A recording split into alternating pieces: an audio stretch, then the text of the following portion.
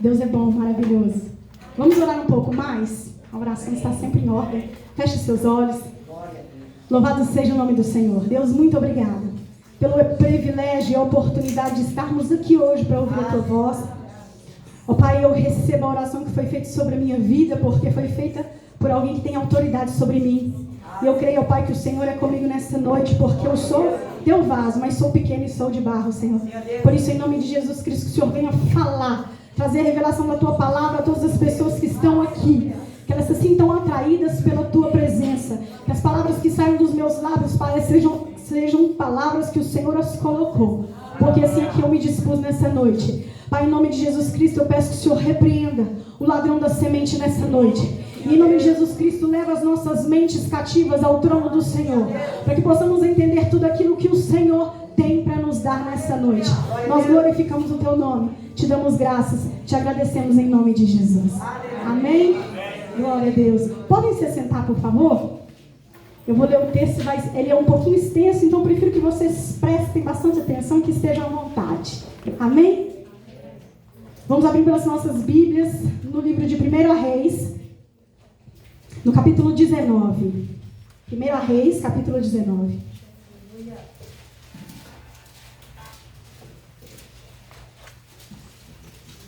Eu vou ler bem pausado para que vocês entendam o que o Senhor quer falar. Amém? Livro de 1 Reis, capítulo 19, a partir do versículo 1. Eu vou ler até o versículo 16, quase todo o capítulo. O Senhor esteja conosco, nos dê graça. Hoje nós vamos falar um pouco sobre um tema bem delicado. Caverna. Amém? Segura aí, irmão. Deus tem muito para falar. Amém? Todos encontraram? 1 Reis, capítulo 19, a partir do versículo 1.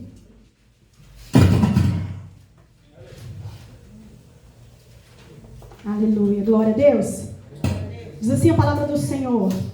Jezabel ameaça Elias, que foge para Horebe.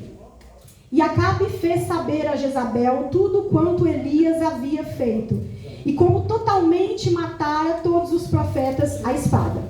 Então Jezabel mandou um mensageiro dizer a Elias: assim me façam os deuses o que bem quiserem, se de certo amanhã a estas horas não puser a tua vida como a de um deles. O que, vendo ele, se levantou e, para escapar com vida, fugiu. E chegando a Berseba, que é de Judá, deixou ali o seu moço. Ele, porém, foi ao deserto, caminho de um dia, e foi sentar-se debaixo de um zimbro, e pediu para si a morte, e disse: já basta, ó Senhor, toma agora a minha vida, pois não sou melhor do que meus pais. E deitou-se e dormiu debaixo do zimbro. Então um anjo o tocou e lhe disse: levanta-te, come. E olhou, e eis que à sua cabeceira estava um pão cozido sobre as brasas e uma botija de água. Então comeu, bebeu e tornou a deitar-se. E o anjo do Senhor voltou uma segunda vez, o tocou e disse: levanta-te e come, porque te será muito longo o caminho. Levantou-se, pois, comeu e bebeu, e com a força daquela comida, caminhou 40 dias e 40 noites até Horebe, o monte de Deus. E ali entrou numa caverna e passou ali a noite. E eis que a palavra do Senhor veio a ele e lhe disse: que fazes aqui, Elias? E ele disse: tenho sido muito zeloso pelo Senhor, Deus dos exércitos, porque os filhos de Israel deixaram a tua aliança, derrubaram os teus altares, mataram os teus profetas à espada, e só eu fiquei, e buscam a minha vida para me tirarem. E Deus lhe disse: sai para fora, neste monte, perante o Senhor. E eis que passava o Senhor, como também um grande e forte vento, que fendia os montes e quebrava as penhas diante do Senhor. Porém o Senhor não estava no vento. Depois do vento, um terremoto. Também o Senhor não estava no terremoto. E depois do terremoto, um fogo. Porém, também o Senhor não estava no fogo. E depois do fogo, uma voz mansa e delicada. E sucedeu que, ouvindo a Elias, envolveu o seu rosto na sua capa, saiu para fora e pôs-se à entrada da caverna.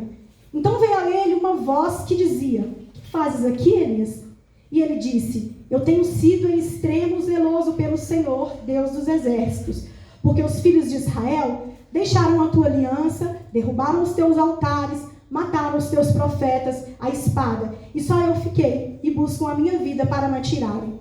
E o Senhor lhe disse: "Vai, volta teu caminho para o deserto de Damasco, e chegando lá, unge a Azael, rei sobre a Síria. Também a Jeú, filho de Ninsi, ungirás rei de Israel. E também a Eliseu, filho de Safate, de Abel-Meolá, ungirás profeta em teu lugar." Amém? Louvado seja o nome do Senhor. No dicionário comum que nós temos da escola, como a minha filha tem, a palavra caverna significa o seguinte: grande cavidade encontrada no interior da terra. Grande cavidade encontrada no interior da terra. Amém? Eu creio que todos aqui são cristãos, conhecem a palavra, e eu creio que todos já ouviram muito essa expressão: fulano está na caverna. Aí eu estou na caverna, estou passando por momentos difíceis, eu estou na caverna. E todos se lembram desse texto que fala sobre Elias. E o texto anteriormente diz que Elias chamou os profetas de Baal, pediu que o rei reunisse todos, e ele fez um grande desafio, né? Ele separou dois animais, pediu para que forem sacrificados e falou: "Olha, o Deus que mandar descer fogo, esse é o verdadeiro Deus." E a palavra diz, é muito interessante, que Elias zombou deles, né? Falou: "Vocês estão gritando demais, estão fazendo um alvoroço muito grande, e cadê o Deus de vocês? Pode ser que ele não esteja escutando, né? Ele está ocupado, não está ouvindo vocês." E é interessante que Elias fez isso tudo, e desceu o fogo do céu e consumiu o holocausto, e ele deu ordem para que as pessoas estivessem lá, matassem os profetas. E aí, Elias se escondeu na caverna. É interessante a gente ver isso, porque a nossa vida também é assim. Nós começamos a caminhar com o Senhor, às vezes muito bem, às vezes não, mas a gente está em caminhada. E a gente chega num momento que a gente acha que a gente está forte, ou que a gente está no caminho certo, nada vai me abalar. Eu fiz o que Deus me mandou, nada vai me tirar do propósito. Eu estou no caminho do Senhor, as lutas estão grandes, mas eu vou continuar, eu não vou desistir não. Nossa, mas fulano desistiu, fulano é fraco. Quem já não pensou isso? Todos nós pensamos. Mas chegou um momento, como chegou para Elias, em que esse momento foi muito difícil de lidar. Foi algo que mexeu com o emocional de Elias. Foi algo que mexeu com a pessoa que ele era, com o propósito que Deus tinha na vida dele e com o propósito ao qual Deus tinha chamado ele. Ele era um profeta, um homem de Deus, um homem poderosamente usado pelo Senhor. Era a boca do Senhor na terra. Era temido. Havia feito grandes maravilhas. A palavra conta. Mas Elias era como nós. Ele tinha um propósito a cumprir, mas ele teve medo. E é muito interessante quando a Bíblia narra que ele fugiu de Jezabel quando ela fez uma ameaça. Ela não chegou a concretizar para ele fugir quando ela concretizasse, não. Ela fez uma ameaça. E quantas vezes conosco não tem sido a mesma coisa? Que ameaça nós temos sofrido?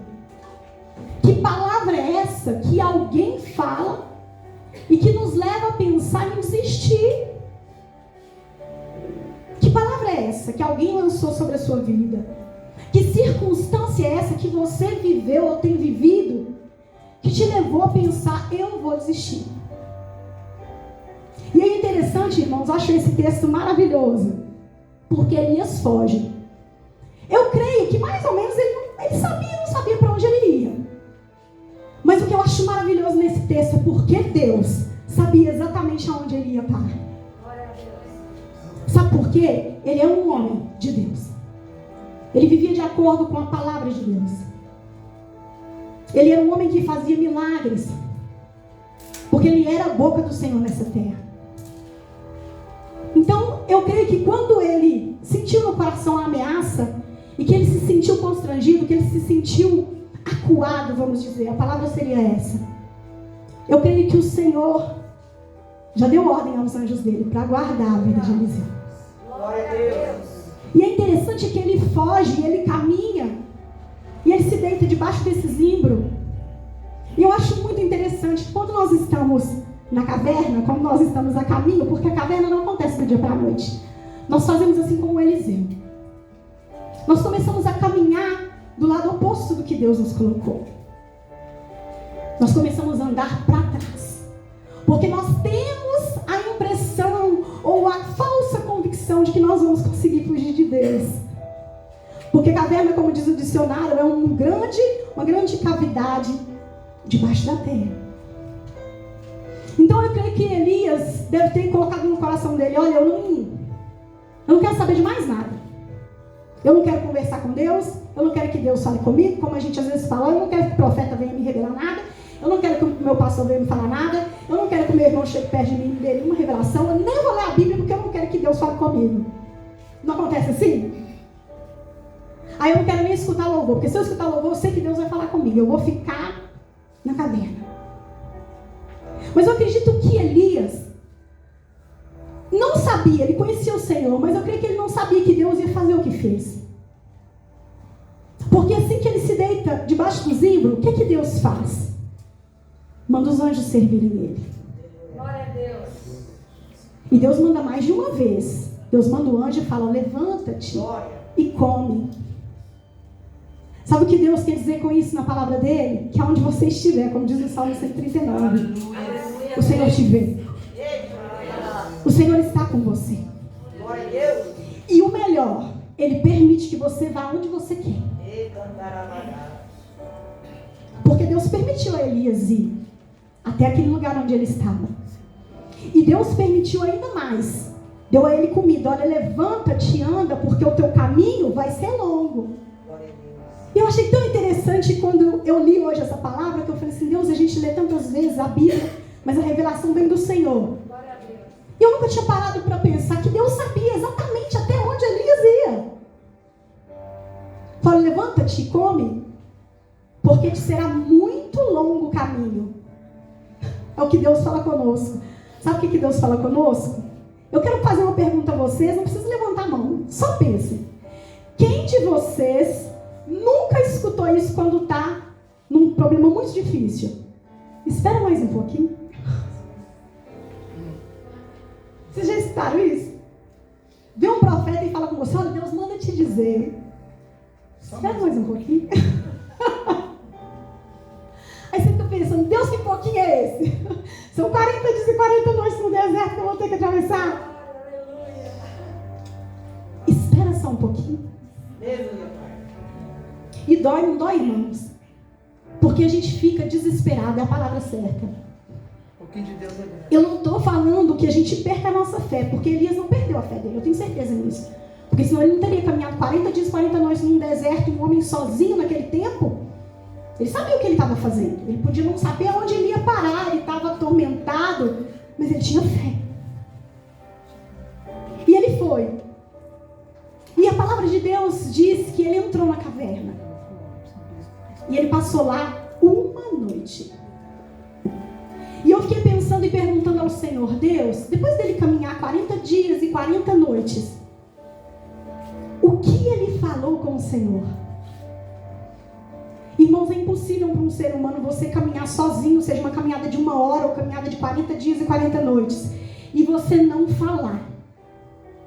É possível isso? Para as mulheres eu sei que é impossível. Mas para os homens também eu acredito que seja.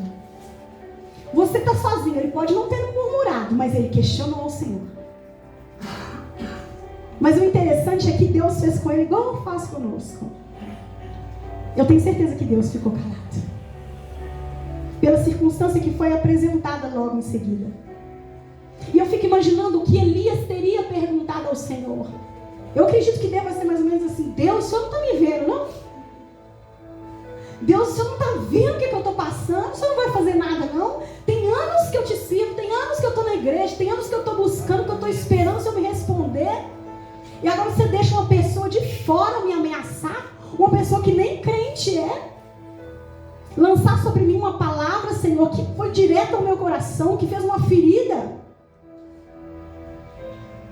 E eu creio que Deus falava com ele: espera mais um pouquinho. Glória a Deus. Eu creio, irmãos, que Deus deixou que ele caminhasse sem falar, porque senão eu creio que a Bíblia nos relataria que o Senhor teria falado com ele. A Bíblia não relata, fala que ele caminhou 40 dias e 40 noites. Eu creio que Deus falou com ele assim: olha, você está querendo fugir? Pode ir. Fica à vontade. Eu sou contigo, eu sou o seu Deus, eu te amo, eu te sustento porque eu te dei pão e água. Eu enviei os meus anjos para te guardarem. Mas você quer ir? Pode ir. Mas a caminhada não vai ser fácil. Eu estou com você, mas a caminhada não vai ser fácil. Você quer se esconder? Pode se esconder. De mim você não consegue se esconder. Glória a Deus, graças a Deus. E eu creio, irmãos, que Elias caminhou cansado, porque a Bíblia fala que ele se alimentou e que aquela comida que ele comeu sustentou ele nessa viagem. O homem estava em jejum, o homem estava sozinho, o homem estava ferido. O que será que nós somos capazes de fazer numa circunstância dessa? Será que nós somos capazes de perseverar? Ou de ouvir a voz de Deus falando conosco? Muitas vezes, irmãos, nós queremos ir para a caverna, porque, como disse no dicionário, é um lugar onde nós estamos nos escondendo. Todos sabem disso. E a caverna é um lugar escuro por si só, porque é feito de rochas, é um buraco. Tem bichos, não tem iluminação. Pode ser que seja um pouco úmido. Eu nunca entrei numa caverna, mas eu sei de ler livros, ver na televisão às vezes. E a palavra de Deus diz que ele entrou na caverna. E nós caminhamos assim como Elias, irmãos, não tenham dúvida disso. Nós caminhamos com as nossas próprias pernas para a caverna. Deus não coloca ninguém na caverna, mas Ele permite que você vá. Ele permite que você passe momentos, você e você mesmo. Ele permite que você entenda o que está acontecendo, porque em 40 dias Elias entendeu o que ele estava fazendo ali. E a gente se cansa. Cansa de caminhar, cansa de estar sozinho, não é verdade? Quando a gente está caminhando rumo à caverna, às vezes por alguém dizer ao nosso lado: olha, você está na caverna? Fulano, sai da caverna. Muitas vezes as pessoas não acompanham esse processo, e foi isso que me chamou a atenção. O processo da caverna. Quanto tempo você tem caminhado para que então você se esconda? Isso é importante e perigoso. É importante você saber, para você saber em que momento Deus vai falar com você. É importante você saber que você está indo para um lugar que é perigoso, mas foi você quem escolheu. É importante você estar sozinho, porque durante a caminhada e quando você chegar na caverna, assim como a palavra disse, Deus vai falar com você. Porque Deus nunca nos deixa. Ele sempre está conosco. Quando Elias tomou a decisão de se esconder, porque ele estava com medo de Jezabel, Deus estava vendo Elias. Deus não piscou os olhos, porque Ele não pisca. Glória a Deus. E Deus deve ter examinado Elias e disse: deixa, porque no momento certo eu vou falar com ele. Ele está chateado, como a gente diz, não é assim? Fulano está chateado, não conversa com ele não. E quando a gente está a caminho da caverna, as características são todas iguais. Você pode estar vivendo uma caverna e a outra. Você não quer conversar com ninguém. Você não quer que ninguém te dê a opinião dele. Você não quer que ninguém te fale a verdade porque está na cara. Você não quer ser questionado, julgado. Você não quer ouvir. Muitas vezes nós vamos para a caverna por egoísmo. Nosso egoísmo. Por acharmos que nós somos melhores do que tudo que está acontecendo. E não é justo acontecer o que está acontecendo com a gente. E muitas vezes nós vamos para a caverna porque nós temos dificuldade de entender o que Deus quer para nós.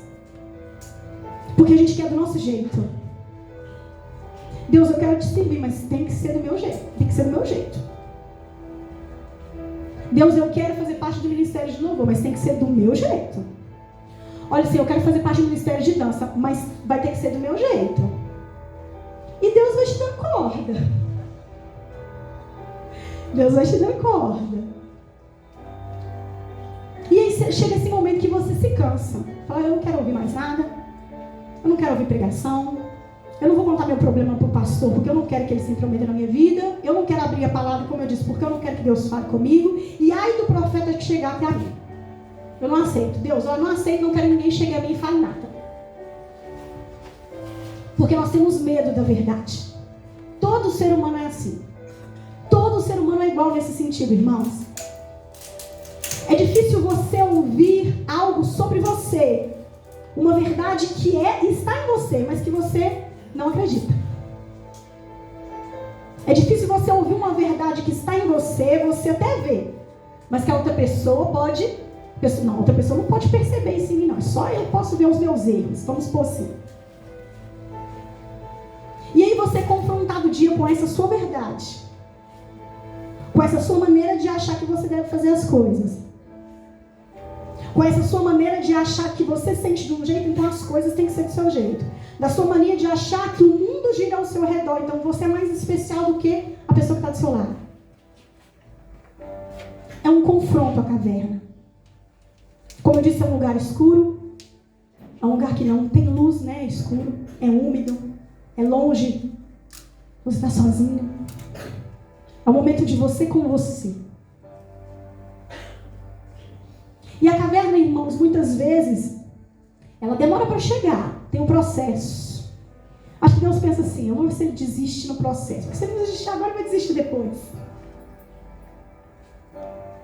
A caverna é um lugar onde você passa também um pequeno tempo. Porque como o texto disse, a caminhada dele foi longa. E uma noite que ele passou lá dentro, Deus falou com ele. Então, o momento que você entregou os pontos, que você disse, eu não suporto mais, eu não aguento mais, Deus, o Senhor fala comigo então, agora eu quero ouvir. Aí você decide que você quer ouvir Deus.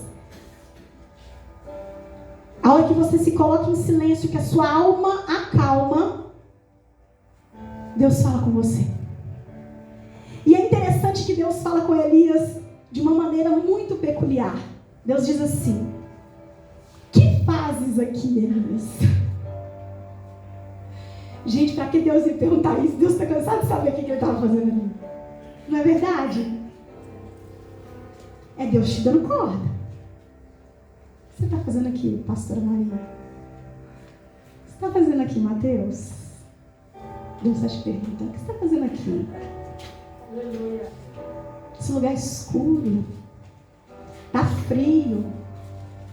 Na minha presença é tudo gostoso, quentinho. Eu te dou provisão. Te dou amor. Eu te amo incondicionalmente. E é interessante que eu acredito que Elias, ele não deve ter se assustado com Deus ter perguntado isso para ele, não. Porque ele queria desabafar. Ele queria para fora. Ele veio pensando, irmãos, 40 dias e 40 noites. Ele veio pensando sobre aquilo que estava acontecendo. E quando Deus pergunta para ele, o que fazes aqui? Ele falou, Deus, eu te sirvo com integridade de coração.